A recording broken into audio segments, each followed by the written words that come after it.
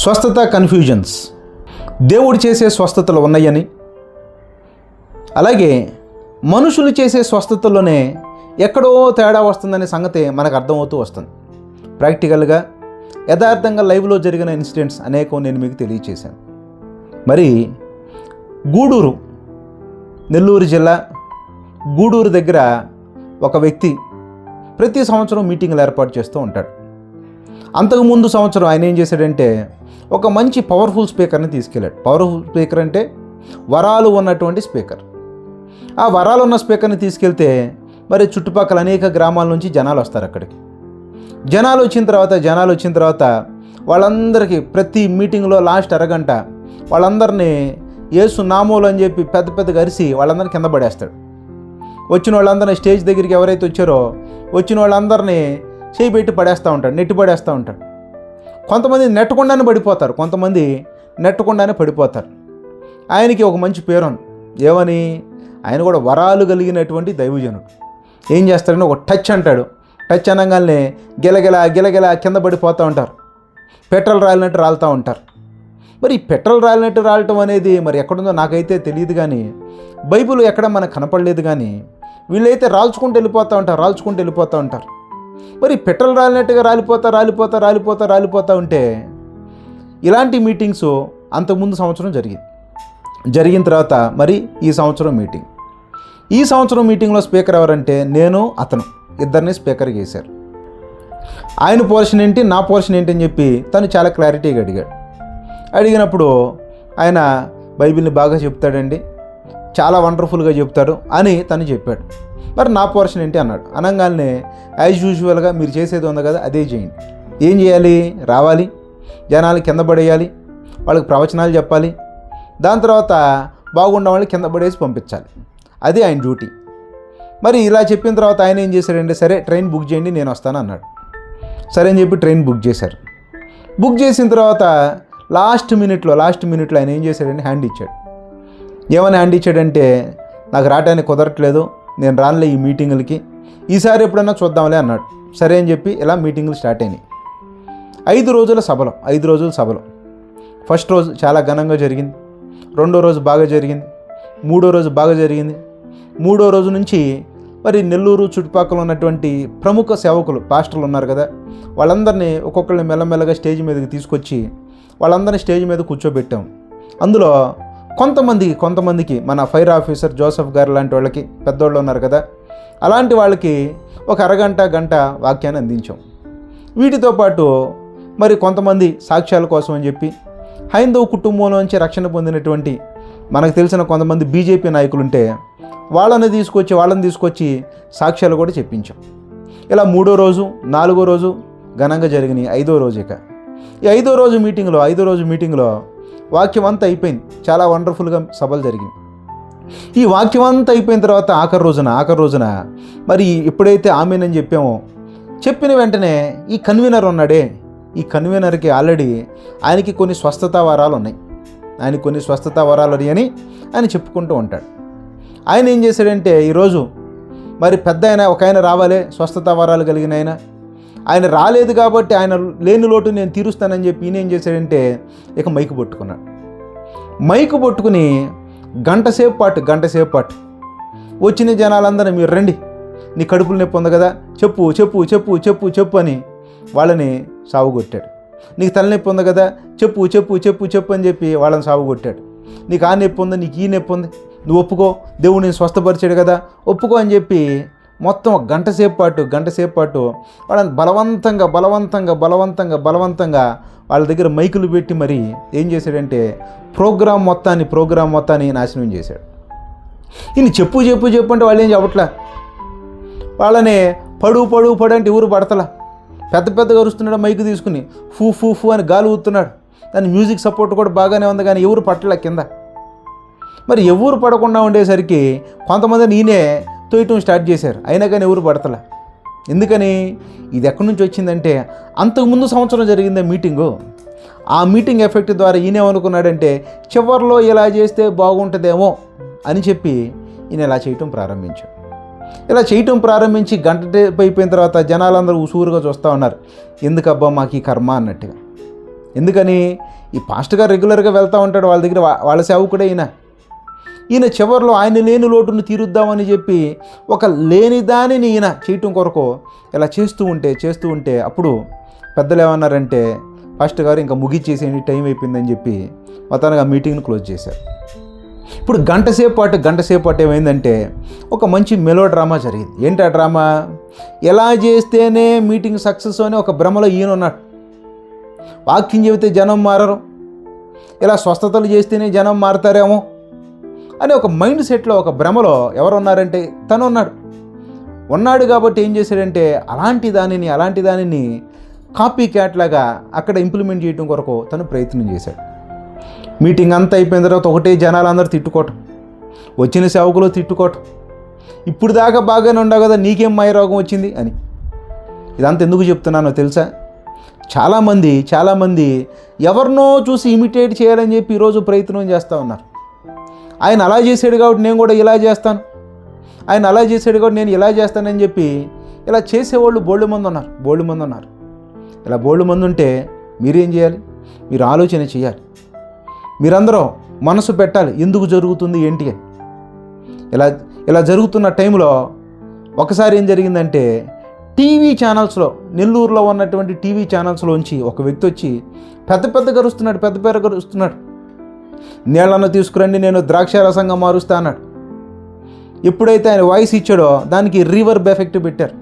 ఒక ఎక్కువ సౌండింగ్లో నేను మారుస్తా అనగానే మారుస్తా అని రీసౌండ్ ఎఫెక్ట్. నీళ్లను తీసుకురండి అని అంటే తీసుకురండి అని దానికి రివర్బ్ ఎఫెక్ట్.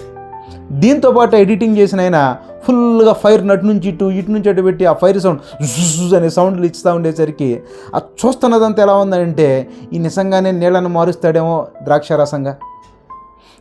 ద్రాక్షారసంగా మారుస్తాడేమో అన్నట్టుగా అక్కడ తయారైపోయింది. దాని తర్వాత జనాలందరూ ఈ నీళ్ళని ద్రాక్షారసంగా మారుస్తాడంట, తీసుకురండి అంటున్నాడు అని చెప్పి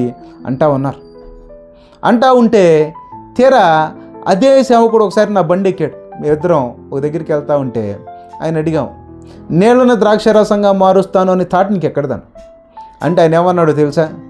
బెల్లంపల్లి ప్రవీణ్ కుమార్ గారు ఉన్నారే, ఆ బెల్లంపల్లి ప్రవీణ్ కుమార్ గారు మా గురువు గారండి. ఆయన దగ్గర నుంచి నేను నేర్చుకున్నాను, అంటే చూసి, ఆయన దగ్గరికి పోయి కాదు. ఈయనకి ఇంకా బైబిల్ చదివిన అనుభవం కూడా లేదు. ఊరికి అట్లా వచ్చాడు. వచ్చిన తర్వాత ఆయనను చూసి నేను నేర్చుకున్నానండి అని చెప్పి ఆయన పేరు చెప్పి ఆయన నీళ్ళని ద్రాక్షారసంగా మారుస్తా తీసుకురండి అన్నాడు. నేను కూడా నీళ్ళని ద్రాక్షారసంగా మారుస్తా తీసుకురండి అన్నానని చెప్పి మొత్తానికి తను చెప్పటం ప్రారంభించాడు. అర్థమవుతుందండి? నేను కూడా టీవీ స్పీకర్నే కాబట్టి ఫుల్ ఫైరింగ్లో నేను ఆయన ఖండించాను. ఆయన చేస్తుందంతా తప్పు, ఆయన చెప్పేదంతా తప్పు. ఆయన దగ్గర స్వస్థతావరం ఉందని చెప్పి చెప్పుకున్నాడు. ఆయన ఒక ప్రవచనం కూడా చెప్పాడు. ఏది? టీవీ ఛానల్లో నుంచి. కావాలంటే టేపులు ఉంటాయి, వెళ్ళి అడగండి. ఆ టీవీ ఛానల్ నుంచి చెబుతున్నాడు. ఒక ప్రవచనం చెబుతున్నాను, హాస్పిటల్ను మూసేసి మా ఊరికి అంబులెన్స్లు వేస్తారు, దేవుడు చెబుతున్నాడు నాకు అని చెప్పంగానే వెనకాల నుంచి ఫైర్ ఎఫెక్ట్, ఆ ఫైర్ ఎఫెక్ట్ నుంచి మ్యూజిక్, ఈ మ్యూజిక్లు అనేసి తను ప్రవచనాలు చెప్పి తర్వాత కొన్ని రోజులకి తను చనిపోయాడు. ఆ చనిపోవటం కూడా ఆత్మహత్య చేసుకుని చచ్చిపోయాడు. యథార్థమైన సంఘటన, నెల్లూరు వాళ్ళందరికీ తెలిసినటువంటి సంఘటన. తను ఆత్మహత్య చేసుకుని చనిపోయాడనంటే ఇప్పుడు చెప్పండి, తను పరలోకానికి వెళ్తాడా? బైబిల్ స్పష్టంగా చెబుతుంది ఆత్మహత్య చేసుకున్న వాళ్ళు నరకానికి వెళ్ళిపోతారు. అప్పుడు జనాలకు అర్థమైంది ఏమని, ఇది తప్పు అని. మరి నేను ఖండించినప్పుడు ఏమన్నారు? దైవజనుడిని నువ్వు దూషిస్తున్నావు, ఆయన చెప్పేది నువ్వు తప్పు అంటున్నావు, ఆత్మను దూషిస్తున్నావు. దేన్ని? పరిశుద్ధాత్మను దూషిస్తున్నావు. ఎవరిలో ఉన్న పరిశుద్ధాత్మ? ఆ సేవకుల్లో ఉన్న పరిశుద్ధాత్మను నువ్వు దూషిస్తున్నావు. నువ్వు అదన్నావు ఇదన్నావు అని అన్నవాళ్ళు ఒక్కసారిగా ఆయన చనిపోవడంతో, బ్రదర్ మీరు చెప్పిందే కరెక్ట్ బ్రదర్, అది దురాత్మ, తప్పుడు బోధ, దొంగ బోధ, అమాయకత్వం, ప్యూర్లీ అమాయకత్వం. అక్కడెక్కడో ఉన్న బెల్లంపల్లి ప్రవీణ్ కుమార్ గారిని చూసి ఆయన చెప్పినట్టుగానే ఇమిటేట్ చేద్దామని చెప్పి ఈయన ట్రై చేశాడు. ఆయనకి వాయిస్ ఉంది కాబట్టి ఈయన కూడా వాయిస్ ఉంది కాబట్టి ఆ వాయిస్తో పెద్ద కలిసి మ్యూజిక్ ఎఫెక్ట్లు పెట్టి చివరికి ఏమయ్యాడు? చనిపోయాడు. మీకు అర్థమవుతుందా? మీరు అర్థం చేసుకోవాలి. ఎందుకనంటే స్వస్థతలకు సంబంధించిన కన్ఫ్యూజన్ దాంట్లోంచి మనం బయటికి రావాలి. ఇప్పుడు చెప్పండి, బెల్లంపల్లి ప్రవీణ్ కుమార్ గారికి స్వస్థత వరం లేదనే సంగతి మీకు అర్థమైంది. అలాగే తనను ఫాలో అయిన ఇతనికి స్వస్థత వరం లేదనే సంగతి అర్థమైంది. మరి మీటింగులో అంతకుముందు సంవత్సరం వచ్చాడే ఆయన దగ్గర ఏ పవర్ లేదనే సంగతి అర్థమైంది. మరి ఈ మీటింగులో చివరిలో ఒక గంట సేపు పాటు మ్యాజిక్లు చేశాడే ఈయనకి ఏ పవర్ లేదనే సంగతి తుస్సుమనిపించి జనాలకి అర్థమైపోయింది. మరి మీకు అర్థమైందా? కాబట్టి మనుషుల దగ్గర పవర్స్ ఉన్నాయా లేవు అని అంటే లేవు అనే సంగతి మనకు అర్థమవుతుంది. మనుషుల దగ్గర పవర్స్ లేవు. దేవుడు చేసే స్వస్థతలు ఉన్నాయంటే ఉన్నాయి. ఎప్పుడైనా చేస్తాడు, నీకైనా చేస్తాడు, నాకైనా చేస్తాడు. నా కుటుంబంలోనే మా అమ్మకే చేశాడు. నేను చాలా సంతోషం.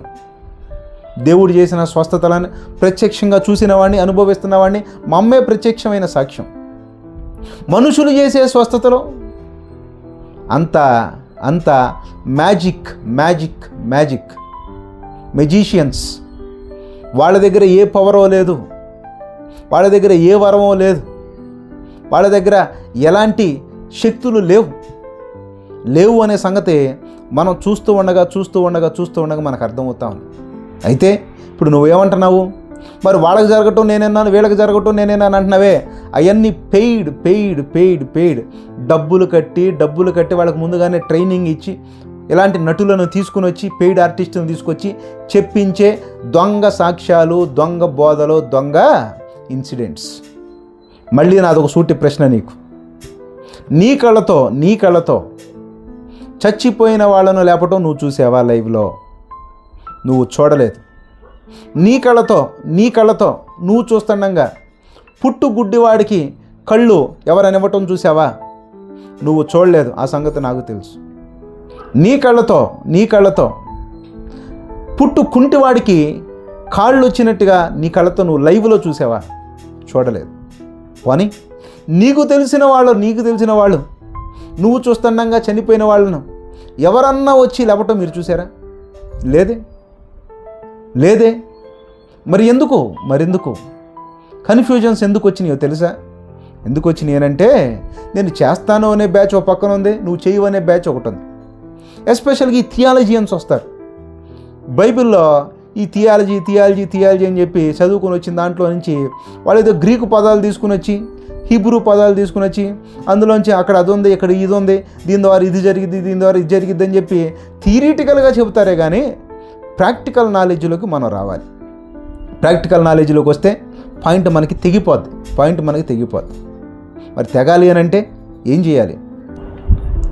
తెగాలంటే మనం బైబిల్లోకి పోవాలి. ఎందుకని? మరి బైబిల్లో అపోస్తలుడైన పౌలు గారు చేశారే, పేతురు గారు చూసారే. మరి వాటి దగ్గరికి వద్దాం. నెక్స్ట్ ఎపిసోడ్లో బైబిల్లో నుంచి ఒక బ్యూటిఫుల్ ప్రసంగాన్ని మనందరం విందాం. ఈ జ్ఞానాన్ని జనాలకు పంచండి. కనువిప్పు కలుగు చేయండి.